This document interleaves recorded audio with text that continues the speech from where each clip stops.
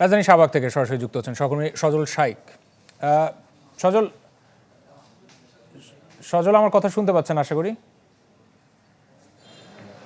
জি সজল, আপনি কোথায় অবস্থান করছেন আর আপনি যে এলাকাগুলো ঘুরে দেখেছেন এখন পর্যন্ত, আজকে রাজধানীতে যান চলাচলের কি পরিস্থিতি? আমি এখন মগবাজারে অবস্থান করছি। আমি সকাল থেকে কিন্তু রাজধানীর বিভিন্ন গুরুত্বপূর্ণ সড়ক ঘুরেছি, Farmgate, science lab, new market, Shahbag. এখন আমি এসেছি মগবাজারে। মগবাজারে যেই চিত্র আমি যদি বলি, সেই চিত্র কিন্তু অন্যান্য সড়কের চাইতে কিন্তু এখানে যানবাহনের চাপ রয়েছে অনেক।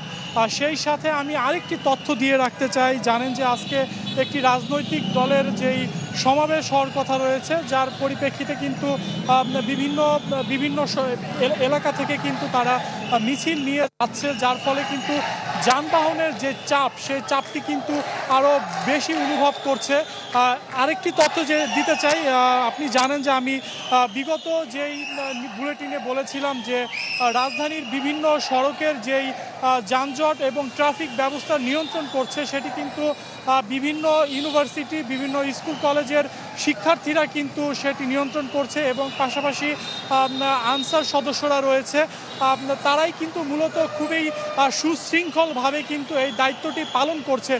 তারা কিন্তু এবং যারা যদি কোনো ট্রাফিক আইন লঙ্ঘন করছে তাদের কিন্তু তারা বোঝাচ্ছে এবং তাদের আবার যদি কেউ উল্টো পথে যাচ্ছে তাদের কিন্তু ফিরিয়ে দিচ্ছে।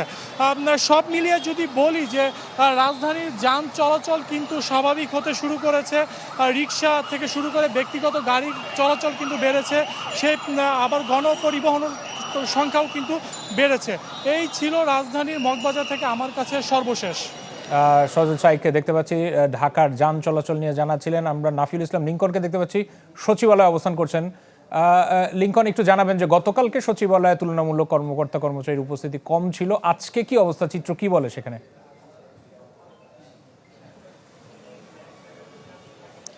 জি রাশেদ, উপস্থিতি কিন্তু ক্রমান্বয়ে প্রতিদিনই একটু করে বাড়ছে। আর আমরা যদি বলি যে সরকার পতনের মাত্র একদিন পর গতকাল ছিল, তারপরে আজকের দিনটি, গতকাল একটু গুজবের কারণে কিন্তু 11:30টার পর থেকে সচিবালয় ফাঁকা হতে থাকে। আজকে কিন্তু পরিবেশ একদমই শান্ত এবং সবাই যারা এসেছেন খুব সুশৃঙ্খলভাবেই কাজ করছেন। যদিও কাজকর্ম খুব একটা বেশি নেই, বিভিন্ন জায়গায় আমরা এই পরিস্থিতি নিয়ে সরকার পরিবর্তনের ফলে যে পরিস্থিতি তৈরি হচ্ছে বা আগামীতে হতে যাচ্ছে এবং বিগত সরকারের যে ধরনের একটি পরাজয় বা যাই বলেন না কেন, সেটি নিয়ে কিন্তু মানুষ বিভিন্ন জায়গায় খোঁজ গল্প করছে বা আলোচনা করছে। সেই সাথে একই সঙ্গে যারা বিভিন্ন সময় গত 15টি বছর বিভিন্নভাবে সুবিধা বঞ্চিত ছিল, যাদের সঠিকভাবে পদায়ন হয়নি বা প্রমোশন হয়নি, সেই বিষয়গুলো যারা ক্ষোভ ছিল তারা কিন্তু সচিবালয়ে আসছেন এবং বিভিন্নভাবে যোগাযোগ করছেন। এছাড়া আমরা দেখেছি যে বেশ কয়েকজন সচিব আজকে সচিবালয়ে এসেছেন। তাদের মধ্যে শোনা যাচ্ছে যেহেতু ডক্টর ইউনূসের নেতৃত্বে একটি অন্তর্বর্তীকালীন সরকার গঠনের খুব দ্বারপ্রান্তে বাংলাদেশ, এই অবস্থায় যখন আগামী রোববার থেকে পুরো দায়িত্ব অন্তর্বর্তীকালীন সরকারের হাতে চলে যাবে, তখন কিন্তু যারা বিভিন্ন সময়ে সচিব হয়েছেন সেখানে যদি কোনো অনিয়ম থাকে সেগুলো কিন্তু রোধ করে তাদেরকে স্বেচ্ছায় চলে যেতে বা অবসরে যেতে বাধ্যতামূলক অবসরে যেতে বাধ্য করা হতে পারে। এই আশঙ্কা থেকে কিন্তু দুই একজন সচিব এখনই পদত্যাগ করার সিদ্ধান্ত নিয়েছেন, আমরা এই গুঞ্জন সচিবালয়ে শুনেছি। সেই সাথে আজকের যদি পরিস্থিতি বলা যায়, যেহেতু সপ্তাহের খুব শেষের দিকের কাছাকাছি, আগামীকাল সরকারি অফিস আছে এবং তারপরে 2 দিন সরকারি ছুটি, আশা করা যাচ্ছে রোববার থেকে এই প্রাণচালতা ফিরে আসবে এবং সচিবালয় তার স্বাভাবিক গতিতে ফিরে আসবে। সেই সাথে একটি নতুন সরকারের, একটি অন্তর্বর্তীকালীন সরকারের যারা মন্ত্রিসভায় দায়িত্ব নেবেন বা উপদেষ্টার দায়িত্ব নেবেন, তখন কিন্তু এই শৃঙ্খলা, এখন যে নেতৃত্ব শূন্য রয়েছে সেই পরিস্থিতি থেকে কিন্তু সচিবালয় এটা মুক্ত হবে এবং এই জনপ্রশাসন সহ প্রত্যেকটি মন্ত্রণালয়ের যে সেবা রয়েছে জনগণের জন্য, সেই সেবার দ্বার কিন্তু আরো উন্মুক্ত হবে। রাশেদ, এই ছিল সচিবালয় থেকে। লিঙ্কনকে ধন্যবাদ। নাফিউল ইসলাম লিঙ্কন সচিবালয় থেকে আমাদের সাথে যুক্ত রয়েছেন। মাকসুদকে দেখতে পাচ্ছি। মাকসুদুন নবী, আপনি কোথায় অবস্থান করছেন একটু জানতে চাই। আর আপনি যে এলাকাগুলো ঘুরে দেখছেন, শিক্ষার্থীরা স্বেচ্ছাসেবকের ভূমিকায় অনেক কার্যক্রমে তারা জড়িত হচ্ছে, একটু জানাবেন বিস্তারিত।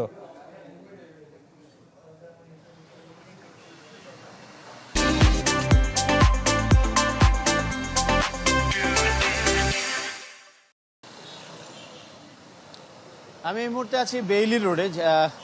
মগবাজার থেকে যেই সড়কটি মিন্টু রোডের দিকে গিয়েছে, যে চিত্রটি আপনাকে দেখাবো যে শিক্ষার্থীরা কিন্তু পুরো শহর পরিষ্কার করছে। বিভিন্ন স্বেচ্ছাসেবী সংগঠন রেড ক্রিসেন্ট স্কাউট কেন করছে? কারণ এই কাজগুলো করবার কথা বিভিন্ন যে স্থানীয় সরকার কিংবা নগর কর্তৃপক্ষ, সিটি কর্পোরেশন, তাদের গত দুদিন ধরে তাদের কোনো কার্যক্রম শহরে নেই, ফলে শহর অপরিচ্ছন্ন হয়ে আছে।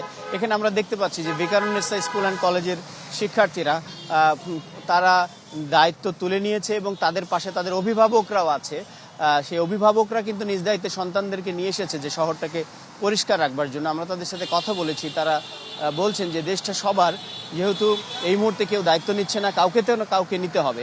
তারা নিশ্চয়ই এই অবস্থা চান না, কারণ এটি তাদের কাজ নয়। কিন্তু আমরা দেখতে পাচ্ছি যে শহরের যে ট্রাফিক সিস্টেম, শহরের পরিচ্ছন্নতার কাজ, সেই কাজগুলো তারা করছে। একটু আপনাদের সাথে কথা বলতে পারি?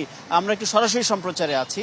এই যে আপনারা কাজটা করছেন, ঠিক কোন চিন্তা থেকে করছেন? এই কাজটি তো সিটি কর্পোরেশনের কাজ আমরাও জানি সেটা, কিন্তু এই কিছুদিন এই আন্দোলনের চলাকালীন সিটি কর্পোরেশন আসে না।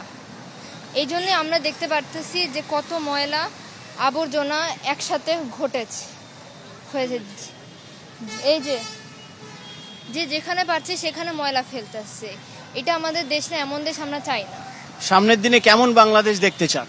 সামনের দিনে সুশৃঙ্খল এবং নিয়ম কানুন মেনে চলা একটি বাংলাদেশ। যেমন কি আমাদের কিন্তু রাস্তায় ডাস্টবিন আছে, কিন্তু তাও আমরা ডাস্টবিনের পাশে দিয়ে হেঁটে যাই, কিন্তু ময়লাটা ডাস্টবিনে ফেলি না, রাস্তায় ফেলে দিই। আপনি শুনছিলেন যে তরুণদের যে চাওয়া, সামনের দিনের যেই চেতনা থেকে তারা জীবন দিয়েছে, রক্ত দিয়েছে, এখনো কিন্তু তারা হাল ছেড়ে দেয়নি, বরং শহর নিরাপদ না হওয়া পর্যন্ত তারা এখনো রাজপথেই আছে এবং তাদের প্রত্যাশাটা একটা সুন্দর, পরিচ্ছন্ন এবং নিরাপদ বাংলাদেশে। মাকসুদ, অনেক ধন্যবাদ যুক্ত হওয়ার জন্য। মাকসুদ নবী রাজধানী বেইলি রোড থেকে আমাদের সাথে যুক্ত হয়েছিলেন।